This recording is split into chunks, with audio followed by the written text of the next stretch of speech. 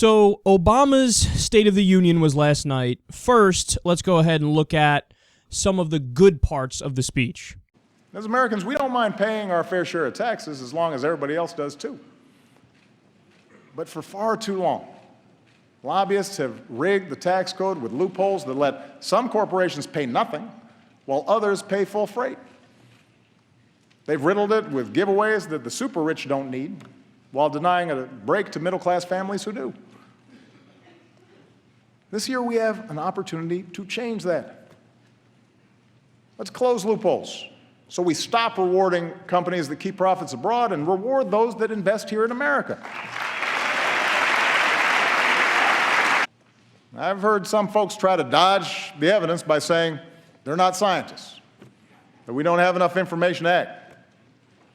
Well, I'm not a scientist either. But you know what? I know a lot of really good scientists at NASA and at NOAA and at our major universities. And the best scientists in the world are all telling us that our activities are changing the climate. And if we don't act forcefully, we'll continue to see rising oceans, longer, hotter heat waves, dangerous droughts and floods, and massive disruptions that can trigger greater migration and conflict and hunger around the globe. The Pentagon says that climate change poses immediate risks to our national security. We should act like it. And that's why our diplomacy is at work with respect to Iran, where for the first time in a decade, we've halted the progress of its nuclear program and reduced its stockpile of nuclear material. Between now and this spring, we have a chance to negotiate a comprehensive agreement that prevents a nuclear-armed Iran, secures America and our allies, including Israel, while avoiding yet another Middle East conflict. There are no guarantees that negotiations will succeed, and I keep all options on the table to prevent a nuclear Iran. But new sanctions passed by this Congress at this moment in time will all but guarantee that diplomacy fails, alienating America from its allies, making it harder to maintain sanctions, and ensuring that Iran starts up its nuclear program again. It doesn't make sense. And that's why I will veto any new sanctions bill that threatens to undo this progress. You know, in Cuba, we are ending a policy that was long past its expiration date.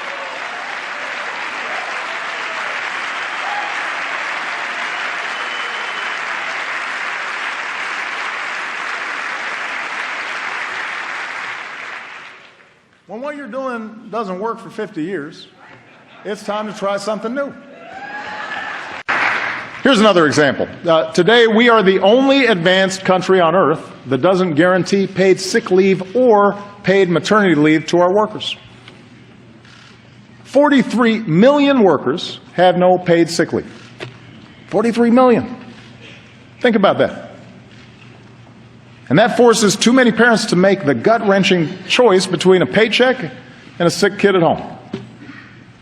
So I'll be taking new action to help states adopt paid leave laws of their own.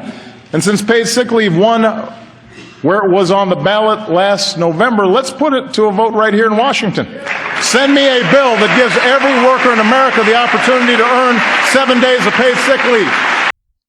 So overall, this was probably one of Obama's best State of the Union addresses. The parts that were good were really good. The parts that were bad were really bad. We'll get to those in a second. But all of the leaks that came beforehand that said that Obama's probably going to be a little bit stronger and a little bit more progressive in this speech than he's been in the past, I think those leaks were, by and large, true. So on the issue of taxes and income inequality, he gets an A. On the issue of climate change, he gets an A. On the issue of Iran and Cuba, he gets an A+, because he's basically saying, like, okay, I'm going to veto anything you do to try to undermine peace with Iran. 100% agree that's exactly the right tone. And what he said about Cuba was 100% correct as well. He goes on for a while on the issue of Cuba to basically mock people that disagree. Gets an A+ on that. And another A+ is on paid sick leave and maternity leave.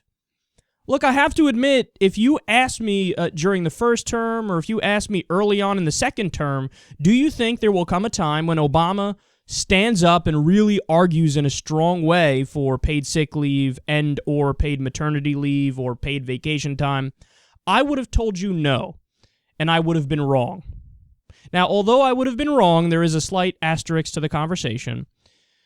Because the Republicans have control now of the House of Representatives and the Senate, you have to understand that does free up Obama much more. Because now Obama can really talk tough and really go after them, knowing pretty damn well that this Congress is going to block a lot of the things that he laid out there and the things that he wants to do. So he has an opportunity here to look 100% like the good guy, and then when the Republicans inevitably block a lot of these things, he gets to turn around for the next election in 2016 and say, oh, you guys definitely have to vote for a Democrat the next time around too, because you see how terrible these big bad Republicans are. So make no mistake about it, it was one of his better speeches. He did lay out better policy goals. But at the same time, is Obama's true nature more centrist than what he showed last night? I think yes, and I think that all of his policies that he proposed in the first term and most of the second term prove that he's a little bit more centrist than what his speech yesterday shows. But again, that's not to take too much credit away from him, because in today's political climate in America, we know that it's nearly impossible to get an FDR-style Democrat, so that's as close as we're going to get for a while, unfortunately.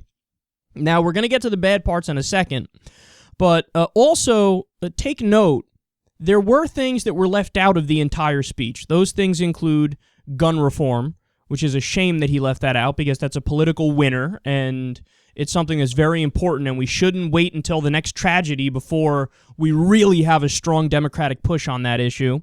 He left out the NSA because he's copying George W. Bush, or doing even worse than George W. Bush. He put the NSA programs on steroids. And of course, he had, I think, one line about campaign finance, where he said, we have the problem of continued dark money in politics. It was really a weak line because dark money's not the only problem. Money, period, is the problem, and Obama's been pretty clear that he's really not going to do anything to stop the number one issue of our time, which is corruption and legal bribery in politics. So on the issue of guns, the NSA, and campaign finance, he gets an F. But on all those other issues I laid out, he gets an A.